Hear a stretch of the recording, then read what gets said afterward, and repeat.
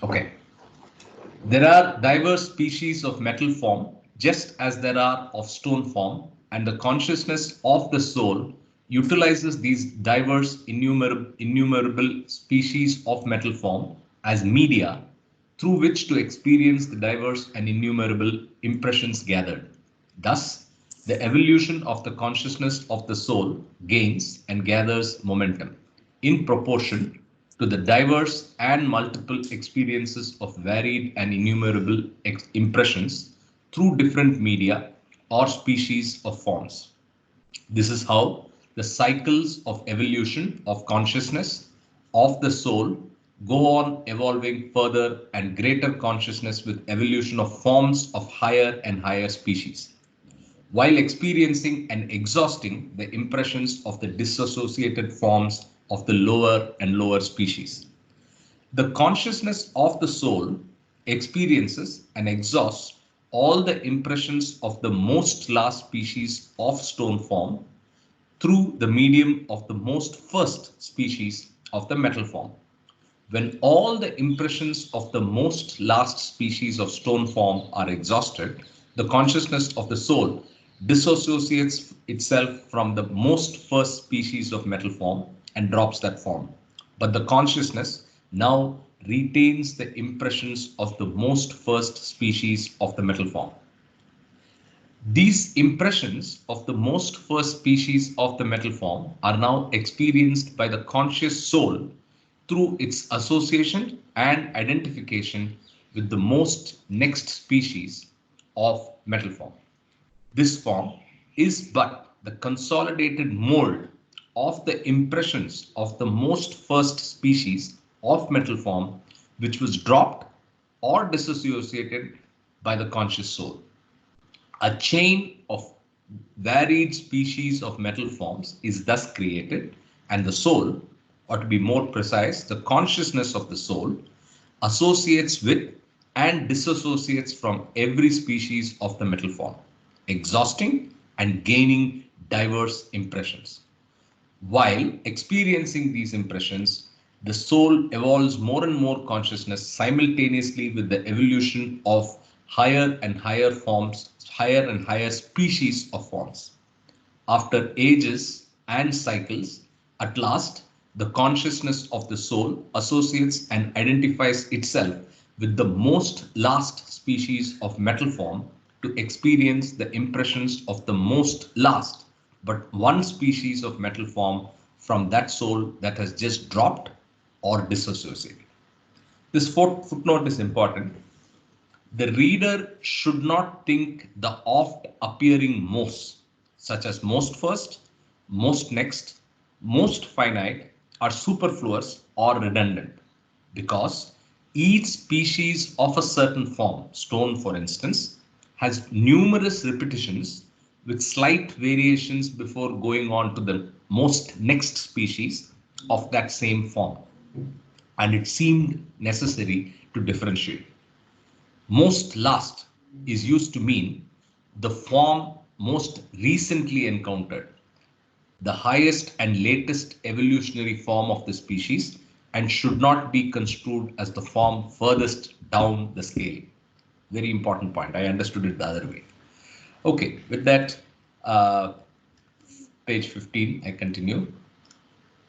This soul, eternally in the oversoul, though being finite, infinite, and without form, finds itself as metal. While identifying itself with diverse species of metal form, the soul begins to experience simultaneously the gross world in accordance with and in proportion to the soul's experiences of the stone form and the metal form. The metal form, which includes a series of diverse species of metal, is as inorganic, inanimate, and solid as the stone form, which includes a series of diverse species of stone. The soul, or more precisely, the consciousness of the soul, while identifying itself with the species of stone and metal forms, finds itself as one with the stone or metal form, and thus realizes itself as inorganic, inanimate, and solid and experiences these inorganic, inanimate, and solid states throughout the entire evolution of the stone and metal forms in the gross world.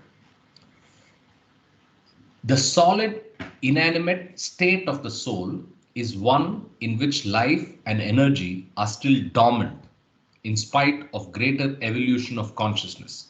Hence, the forms in this solid state cannot of their own accord move about by themselves. That is, they cannot have voluntary motion, and therefore the consciousness of the soul associating with these solid forms, which are inanimate and inorganic, and with life and energy still dormant in them, tends to assert recumbent horizontal positions rather than to assert vertical upright stands or erect positions in the gross world. After ages and cycles of varied, innumerable gross experiences of diverse and innumerable impressions through a variety of species of metal forms, the consciousness of the soul eventually disassociates itself even from the most last species of metal form. Thus, the identity of the soul with the most last species of metal form is dropped. And as usual, the conscious soul now is once again temporarily unidentified with any form. That is, the soul is now without any form. In this state of the conscious soul, when there is no form with which to be associated, the consciousness of the soul is centered only in the impressions of the most last species of the metal form, which has now been dropped. Thus, the conscious soul in this state of having no form for identification is conscious only of the impressions of the most last species of the metal form. I'll read that again. Thus, the conscious soul in this state of having no form for identification, that is in between the forms, is conscious only of the impressions of the most last species of the metal form. The conscious soul must exhaust these impressions of the most last species of the metal form by the consciousness of the soul experiencing these impressions through some appropriate medium. And the appropriate medium to spend or exhaust these impressions of the most last species of metal form is the most first species of the vegetable form. This species of vegetable form is nothing but the consolidated mold of the impressions of the most last species of the metal form. When the consciousness of the soul associates now with the most first species of the vegetable form, the soul, thus conscious, tends to identify itself with that form and actually finds itself as that species of vegetable form, quite oblivious of the reality that it, soul, is infinite, eternal, and without form, eternally in the oversoul, Paramatma. In this state of the most first species of the vegetable form, the consciousness of the soul experiences the gross world in accordance with and in proportion to the impressions it experienced and experiences of the stone forms, metal forms, and vegetable form respectively. While thus experiencing the gross world, this consciousness of the soul, identified with vegetable form, realizes now that it is vegetable and has half inanimate and half animate attributes. The conscious soul now asserts in the gross world through this vegetable form an upright erect stand. Although this form cannot stand independently by itself, it uses the support of other media to assert an upright stand. This form is still not capable, however, of giving the experience of voluntary movement to the consciousness of the soul. After the impressions of the last most species of the metal form are exhausted by the consciousness of the soul through the most first species of the vegetable form. This most first species of vegetable form is dropped. That is, the consciousness of the soul disassociates itself from this most first species of vegetable form. Again, the conscious soul realizes that it is without a form, although the evolved consciousness is there. This evolved consciousness of the soul is now centered in the impressions of the most first species of the vegetable form just dropped or disassociated. To experience these impressions of the most first species of vegetable form, the consciousness of the soul, now without any form, utilizes an appropriate medium, which is the most next species of the vegetable form. This most next species of the vegetable form is nothing but the consolidated mold of the impressions of the most first species of vegetable form. By association with the medium of the most next species of vegetable form, the consciousness of the soul experiences in the gross world the impressions of that last species of the vegetable form just dropped. When these impressions are exhausted through diverse experiences, the consciousness of the soul relinquishes its association with the most next species of vegetable form and again experiences that it, the soul, is without gross form and that its consciousness is centered only in the impressions of that species of form last dropped. Again, to experience these impressions, the consciousness of the tends the soul to identify with the next species of the vegetable form. This chain of impressions, experiences, and species of forms from one form to another is so linked that it is apparently endless. And the consciousness of the soul, in order to evolve itself fully and completely, has no other course but to become entangled in this vicious circle until, perforce, the consciousness of the soul thus gained makes the soul realize that it is infinite, eternal, and eternally in the oversoul, and makes the soul experience infinite power, knowledge, and bliss.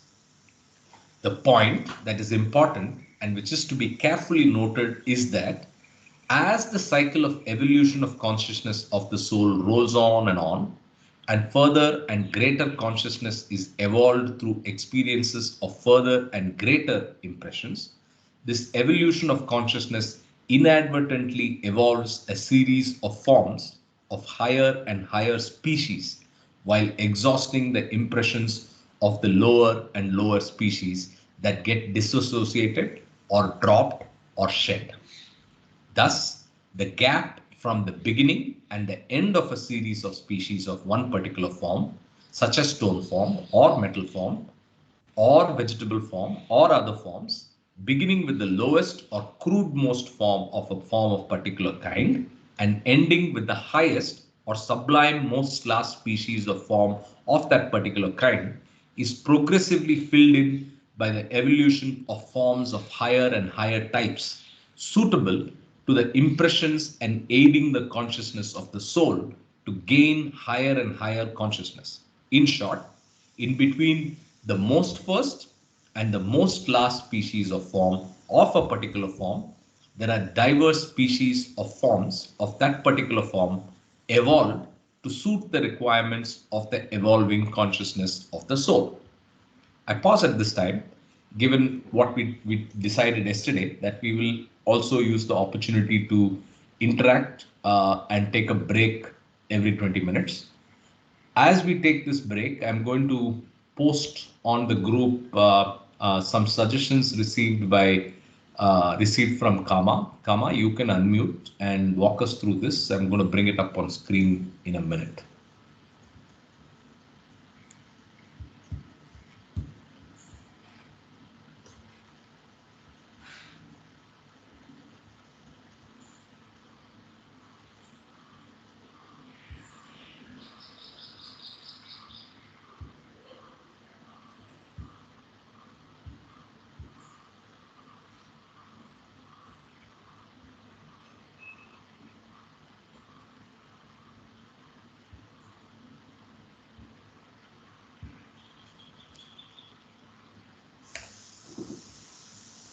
So if you go here now, you sent me on WhatsApp, so I'm gonna figure out how to show it here.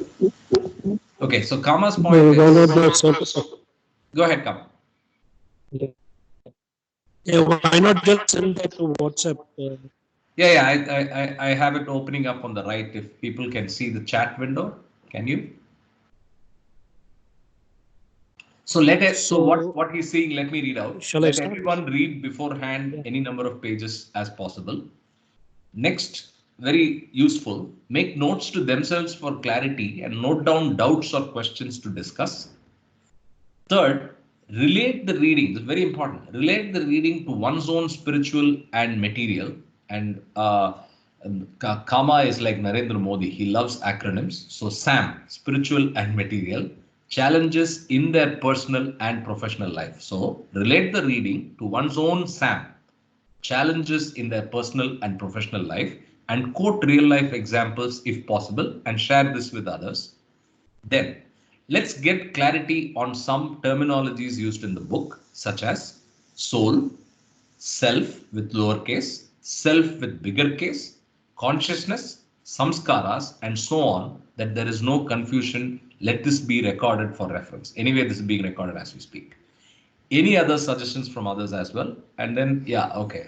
He's also suggesting that we don't digress into topics such as others' perception of God speaks unless we are, I mean, basically, his point is let's focus on Baba's message and what we understand collectively, individually, and make this a sharing and learning exercise.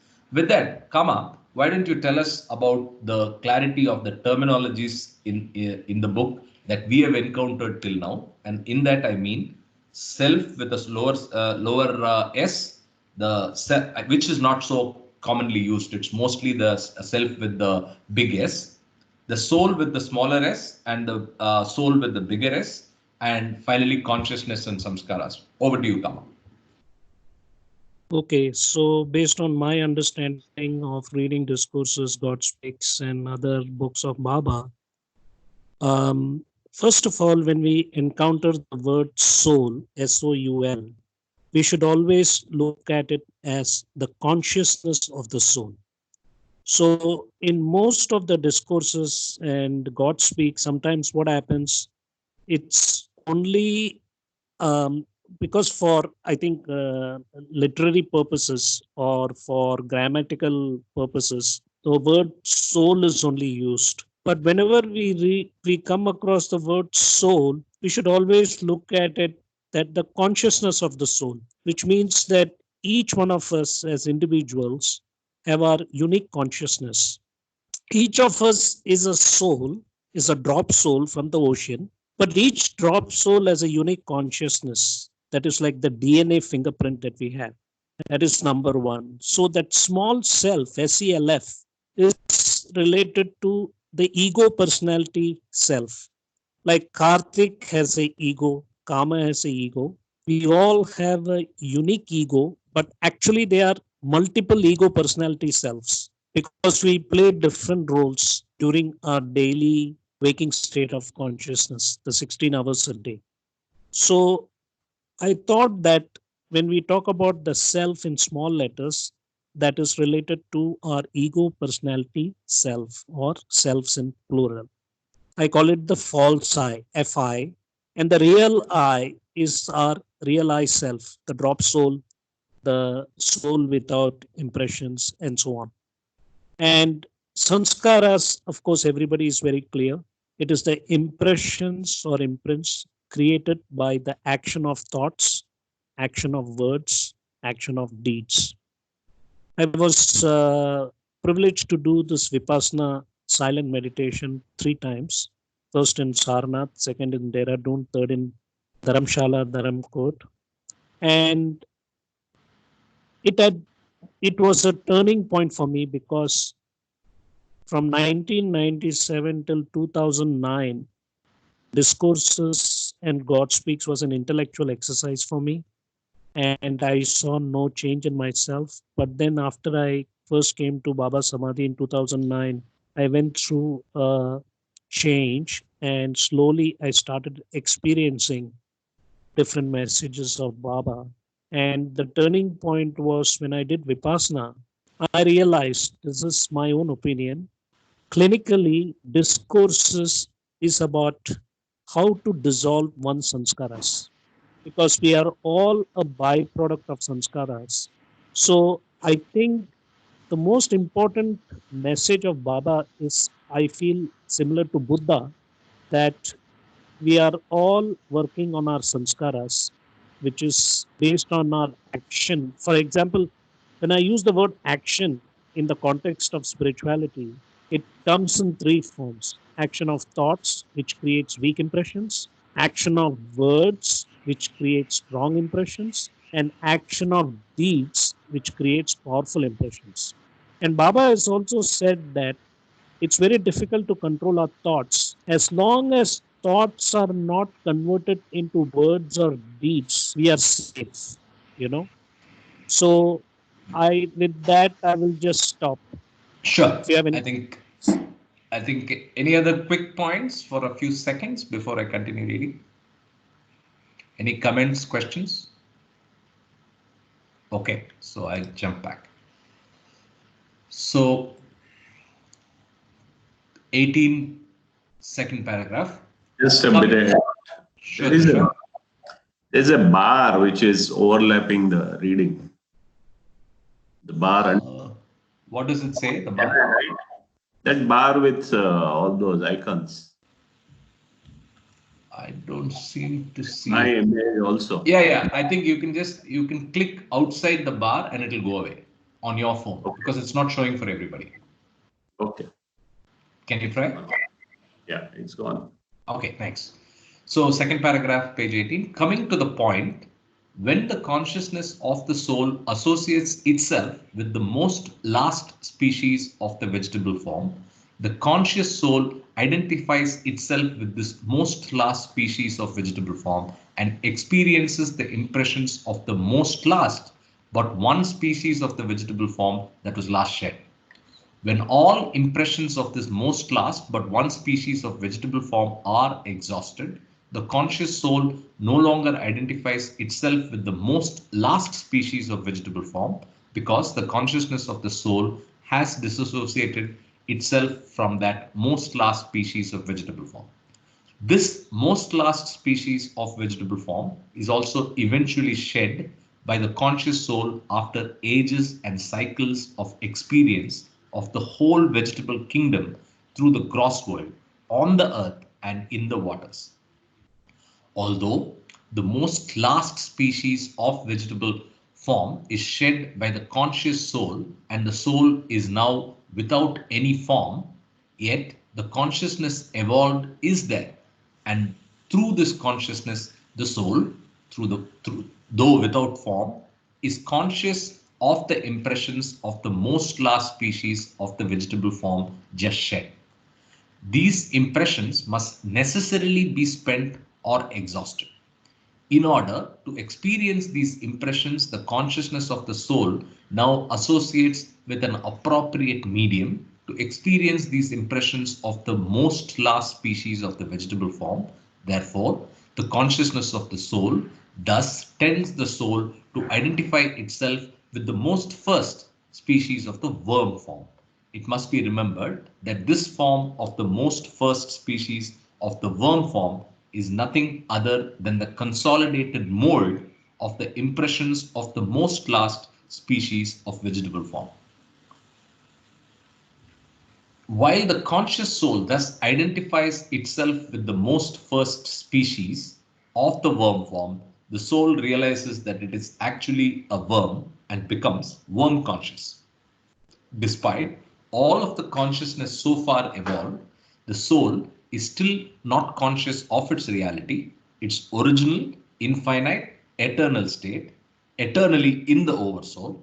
Although the soul is eternally in the oversoul and is infinite and without form, this partially conscious soul actually experiences itself as a worm in the gross world. This is ignorance. This ignorance persists as long as the consciousness of the soul is not fully evolved. But even when the soul has come to full consciousness, it is still said to be enveloped by ignorance because this fully evolved consciousness does not make the soul self-conscious instantaneously. I'll read this line again. This ignorance persists as long as the consciousness of the soul is not fully evolved. But even when the soul has come to full consciousness, it is still said to be enveloped by ignorance because this fully evolved consciousness does not make the soul self-conscious instantaneously. On the contrary, when the consciousness of the soul is fully evolved, the soul begins to identify itself as a human being. While the consciousness of the soul associates itself with the most first species of worm form, it experiences and exhausts the impressions of the most last species of the vegetable form. When all the impressions of the most last species of the vegetable form are completely exhausted or spent through the diverse experiences had by the soul while identified with the most first species of worm form, then this most first species of worm form is dropped or disassociated, and the soul is once again without any form, although it is conscious of the impressions of the most first species of the worm form. These impressions of the most first species of worm form must be experienced and exhausted. Therefore, the consciousness of the soul associates itself with another appropriate medium and tends the soul to identify with the most next species of the worm form. This medium of the most this medium of the most next species of worm form is nothing other than the consolidated mold of the impressions of the most first species of worm form. Species after species of worm form are thus molded and dropped, while the consciousness of the soul rapidly evolves through experiencing the varied impressions of worm forms through diverse species of worm forms. When the conscious soul is worm conscious and experiences itself as a worm in the gross world, the consciousness of the soul also has for the first time the experience of voluntary movement and also experience that it is an animate creature.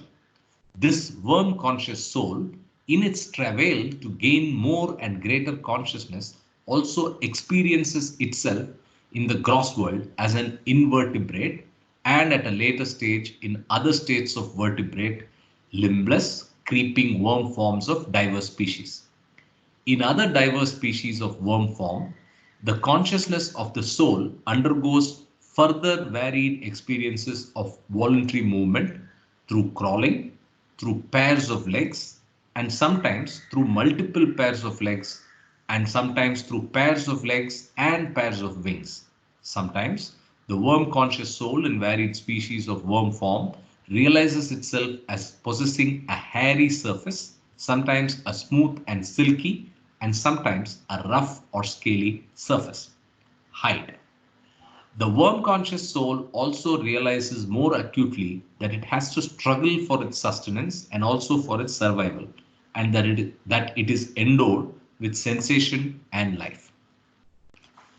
This worm conscious soul, with further evolution of consciousness through greater and varied innumerable experiences of varied and multiple impressions of varied species of worm form, also experiences and realizes that it is an amphibian, that it has not only voluntary movement on earth, but also freedom and mobility in water. For our own convenience in understanding the evolution of consciousness more clearly, we include in the worm form the varied species of worms, varied species of insects, varied species of reptiles, and varied species of amphibia. In short, we include in the worm form all species that tend to crawl or that crawl in spite of having limbs, legs, and wings, or that are otherwise distinct from birds and quadrupeds. The stone and metal forms had no upright or erect stand. They were recumbent forms. Their posture was flat and horizontal. The vegetable form had an upright erect stand. Now the worm form is again of the recumbent type of form which has no upright stance upright or erect stand, but it is prone to have a prostrate posture.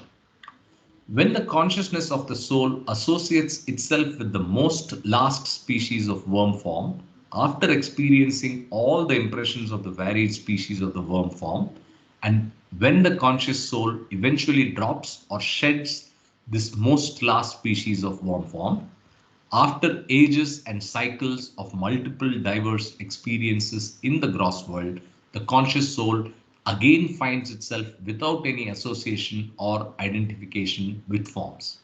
But the consciousness of the soul is now centered in the impressions of the most last species of worm form just shed. These impressions must necessarily be exhausted through experience, and to get experience, a suitable medium is necessary. Therefore, the consciousness of the soul, being centered in the impressions of the most last species of worm form, associates with an appropriate medium and tends the soul to identify itself with the most first species of fish form in order to experience and exhaust the impressions of the most last species of the worm form. This most first species of fish form is nothing other than the consolidated mold of the impressions of the most last species of worm form. As soon as the impressions of the most last species of the worm form are exhausted through experiences, the most first species of fish form is dropped or shed, because the consciousness of the soul disassociates from this most first species and the conscious soul no longer identifies itself with that species. Although the conscious soul is now once again temporarily without form, yet the consciousness of the soul is centered in the impressions of the most first species of fish form. In order to experience these impressions of the most first species of fish form, the consciousness of the soul associates itself with a suitable medium and tends the conscious soul to identify itself as the most next species of the fish form. This species is nothing but the consolidated mold of the impressions of the most first species of fish form. After ages and cycles, and after innumerable varied impressions of diverse species of fish forms are experienced and exhausted, the consciousness of the soul eventually associates itself with the most last species of fish form in order to experience and exhaust all the impressions of the most last but one species of fish form. Thus, the fish conscious soul, identifying with varied species of the fish form, experiences in the gross world that it is a living creature in water, a vertebrate, endowed with life, sensation, and voluntary motion, an animate creature with limbs, if any, modified into fins, and that it has to struggle for sustenance and for survival. The fish conscious soul does not experience an upright erect stand, but it experiences itself as a recumbent that can never hold its head high and erect and assert an upright stand in the gross world.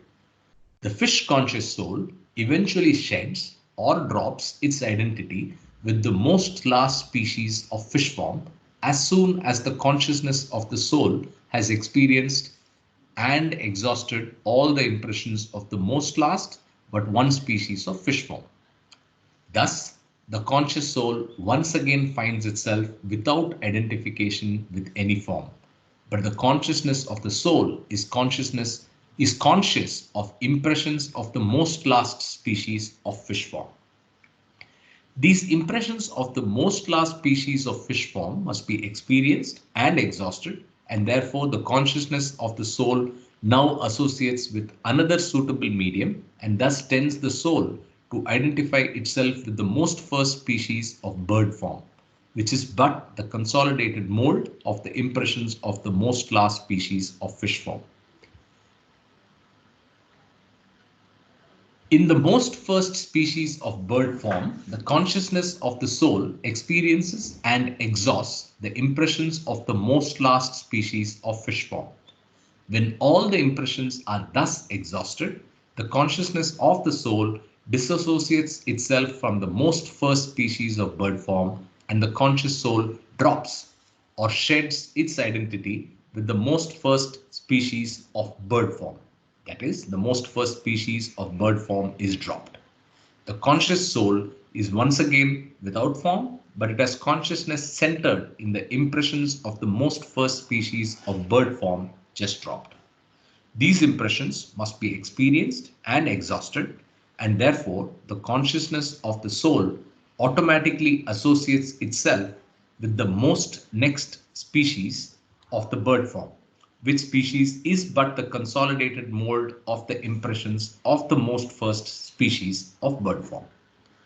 On and on, ages after ages and cycles after cycles, this chain of successive associations and dissociations with varied species of a particular form moves onwards steadily and progressively and gives out innumerable different impressions to be experienced by the conscious soul. Directly and indirectly, these associations and dissociations of the consciousness of the soul are absolutely are absolutely essential to keep the wheel of evolution of consciousness revolving. The evolution of gross forms is but a byproduct in the universal factory of evolution of consciousness. The bird conscious soul identifies with one species, then with the next, and then the next species of bird form, one after the other, in regular succession until all the species of bird form are associated and disassociated alternately by the consciousness of the soul while experiencing multifarious impressions in the gross world. And thus, the evolved consciousness of the conscious soul tends the soul to realize itself as a bird in every species of the bird form. Though the soul is eternally without form and in the oversoul, yet the bird conscious soul consistently realizes that it is no other than a bird in the gross world experiencing bird impressions on earth, on water, and in air. It realizes itself as a feathered vertebrate cat capable of flying in air, and with the help of two legs, it maintains an erect stand.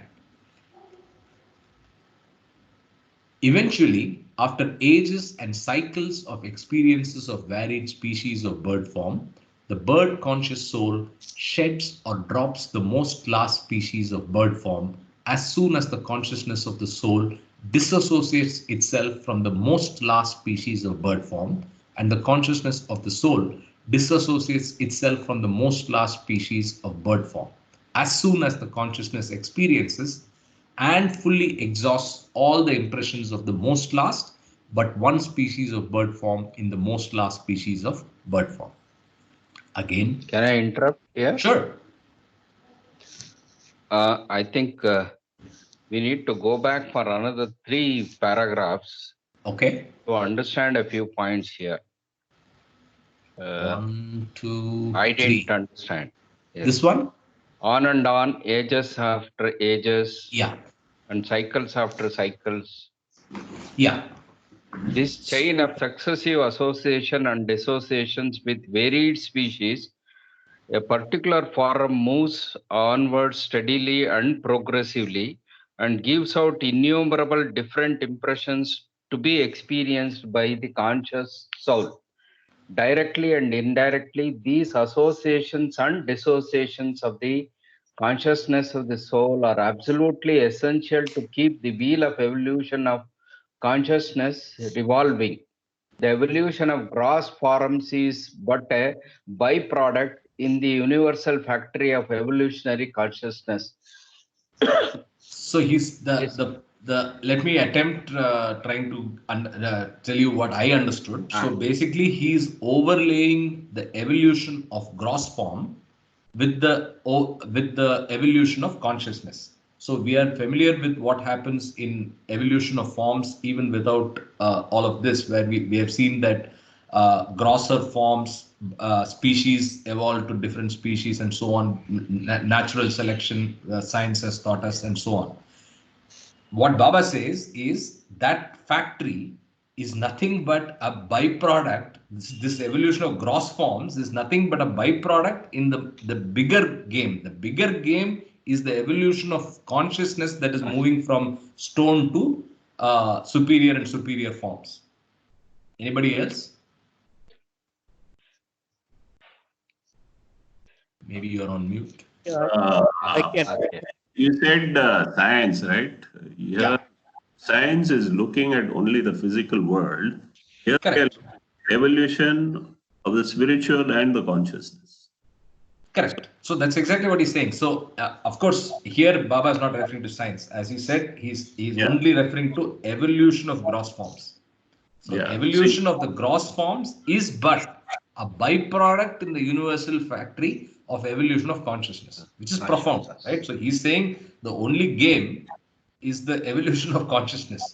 Incidentally, that leads to also evolution of form, right? Okay, let me clarify this. This is Kama. Sure. When you look at Darwin's theory of evolution of forms, when Darwin came out with his evolution theory, he made one error. Basically, it is the evolution of consciousness which determines the evolution of forms. So, for consciousness to evolve, as it says, the consolidated mold of impressions will basically determine what kind of form that the soul's consciousness will take. So, what comes first? It's like the chicken and egg situation.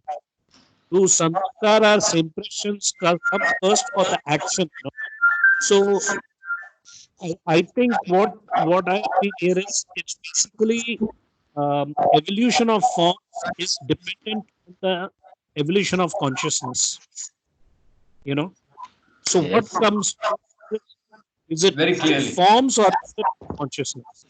So as you rightly said, Let me come in. Please make a distinction very clearly about physical and metaphysical world. We are talking only of the metaphysical world here. Do not interpret anything with the physical world. Science is part of the physical world. Okay, there is, when you talk about science, the way I look at it, when you look at it as a human being is matter and spirit. We are all spiritual beings in a material body, not material beings in a spiritual body. I So, got that.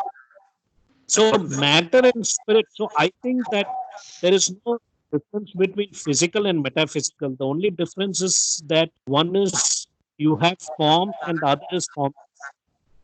No, the difference is in the goal. Okay. Difference of science, the goal of science is different. That is not what I am looking at personally. I am looking at the goal of the metaphysical world. And science is interfering because people think science is above metaphysics. So let's. absolutely not. I think you have the right terminology about science. You know, there is material science, science of matter, and there is spiritual science or Okay. We are going tangent, I think. Let's continue reading. Let's continue reading, but I think let's summarize one position. So we are all agreeing that the independent variable is consciousness, the dependent variable is form, right? The gross form, right? So the consciousness of the soul is what is driving the changes and the evolution. I mean, the evolution of consciousness is what is driving the evolution of form. No, not merely consciousness. The small soul has the capital self plus the sanskaras. Okay, the Correct. sanskaras also are driving us to. Yes, we are evolving out of the illusion gradually. Process. Sure. So So with your permission, can I move ahead? Soul contains consciousness as well as the sanskaras. Correct. Not pure. It is not Shuddha Tattva, as we call it. Self capital is Shuddha Tattva. No. The pure consciousness of the soul is covered by sanskaras. It is not the consciousness of sanskaras. Correct. Because soul is pure consciousness, but because the soul is going through all these different impressions or experiences, it gets covered by these sanskaras or impressions. Here you're talking of soul as Atma, right? Yes. Yes. Are you talking of soul as Atma? Well, when you Kama? talk, yes, Okay. so soul is So that is what I call as capital self. Yes. Capital okay. self with all the sanskaras becomes small soul.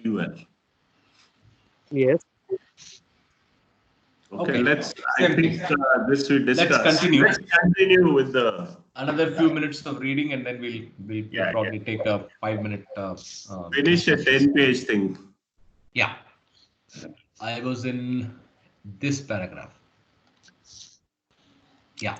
Eventually, after ages and cycles of experiences of varied species of bird form, the bird conscious soul sheds or drops the most last species of bird form as soon as the consciousness of the soul disassociates itself from the most last species of bird form.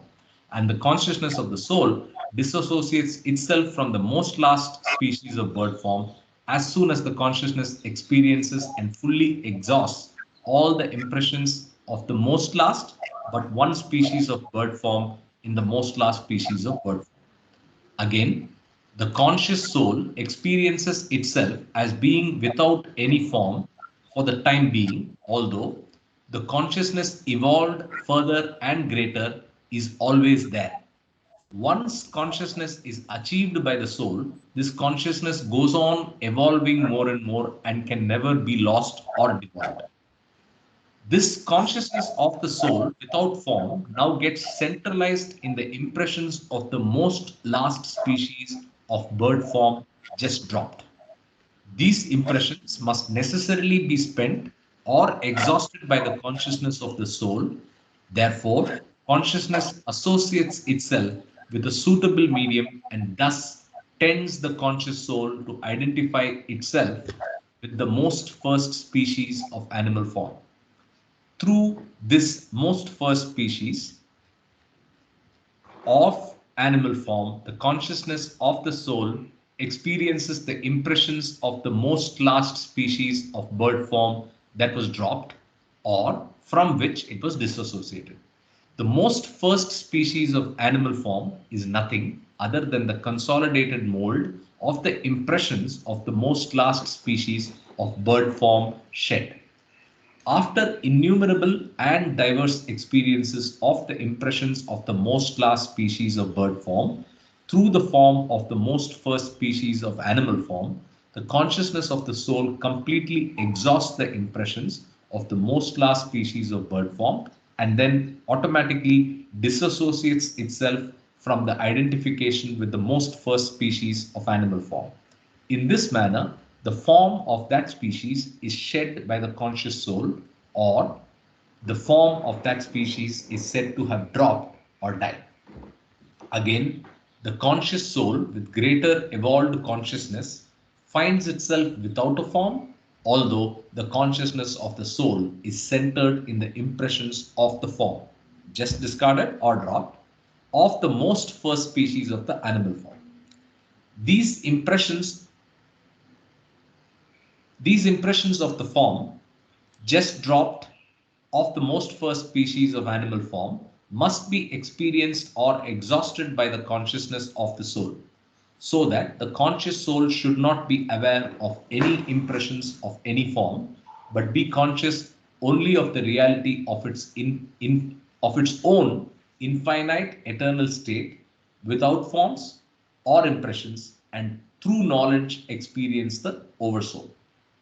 Throughout the travail of the soul to gain that consciousness for itself, which would make it realize the reality of the self, big S, the conscious soul goes on in an apparently unending chain with its consciousness endeavoring ceaselessly to experience and exhaust all impressions that centralize the consciousness of the soul, deviating this consciousness from the reality of the eternal and infinite state of the self, eternally in the oversoul, to the consciousness of duality of illusion of the gross world. Thus, the consciousness of the soul in an effort to gain consciousness of the reality of the self is consistently shrouded in an envelope of ignorance. Therefore, in order that the consciousness of the soul should experience and thus exhaust the impressions of the most first species of animal form, the consciousness of the soul now associates automatically with an appropriate medium which will permit and aid it to experience the impressions of the most first species of animal form. This association of the consciousness of the soul perforce tends the conscious soul to identify itself with the most next species of animal form. This most next species of animal form is no other than the consolidated mold of the impressions of the most first species of the animal form. As soon as the impressions are experienced and exhausted through the most next species of animal form, this species is dropped by the conscious soul. The soul once again experiences that it is not identified with any gross form of the gross world. When the animal conscious soul is without any form, the consciousness of the soul is centered in the impressions of the most next species of animal form just dropped or shed. These impressions must also be experienced in order that they may be exhausted, and therefore the consciousness of the soul automatically associates itself with another medium, and this perforce tends the conscious soul to identify itself with the most next to the next species of animal form. After ages and cycles of varied and innumerable associations with and disassociations from diverse species of animal form, the consciousness of the soul eventually associates itself with that medium, which tends the conscious soul to identify itself as being the most last of the last species of animal form. All throughout the experiences of the animal conscious soul, the soul identified itself through its consciousness with varied species of animals in the gross world, in water, on earth, and below the surface of the earth, and realized the experiences of an animate creature, usually as a quadrupedal organized being, endowed with life, sensation, and voluntary motion, and which all the while to struggle for sustenance and survival, sometimes as a herbivorous creature and sometimes as a carnivorous creature. The animal form has no erect or upright posture and has a tendency to look down with a drooping head. Apes, however, are the most evolved types of animals, and they tend to stand erect like human beings. Ultimately, after ages and cycles, when all the impressions of the most last but one species of animal form are experienced and exhausted through the medium of most last species of animal form, the consciousness of the soul disassociates itself from the most last species of animal form, and the conscious soul no longer identifies itself with this most last species of animal form. This form is disassociated by the consciousness of the soul and is dropped or shed. However, though the most last species of animal form is dropped or shed, the impressions of the most last species of animal form are left or retained, and the consciousness of the soul is centralized or focused on the impressions of the most last species of animal form. The conscious soul is once again without form. At this point, I will end the reading and open up again for comments and discussion. 26, first para.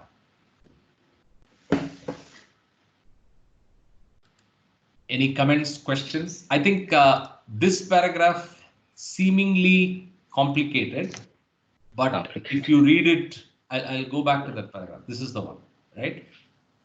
These impressions of the form just dropped. This is page 24. Page 24, last but one. I think I request all of you to read it again. It seemingly is difficult, but basically it's because of the semantics. The construct has many clauses. So I think we can read it again if we want to. Do you want to read it again now? No, I think we can discuss this. Offline. Basically, I think uh, what here is we are just going through different forms, and the consciousness of the soul is evolving, and we are also gaining sansaras during the process, the impressions. So, in discourses, it is, they talk about sanskaras, which you mentioned yesterday, that there are two kinds of sanskaras. One is the organic and inorganic sanskaras. And Baba calls the sanskaras still the human being as animal sanskaras. So, um, so I think that we are going through many different forms and roles. Just like when you're born as a baby and then you become a senior citizen, you're going through almost 12 different phases of life every 7 years till up to 84. Correct. Hello. Yeah. Go ahead. Um, You have something to say? no. I Okay. didn't hear anything. That's why. Oh, okay. So I think where are we on time? We are just on the dot. So let's continue tomorrow. Everybody have a good day and look forward to seeing all of you. Neha opted out today. I think Nomita came in, but I don't know if we are missing anybody. Let us not sign off abruptly from tomorrow. Let us be on the tea breakfast table and go gradually. Okay. Okay. No, no, I get I'm a just very very bad conscious feeling. of time. I mean, it's totally, cut off. Wasn't Uh, there a 10-minute Q&A now on this?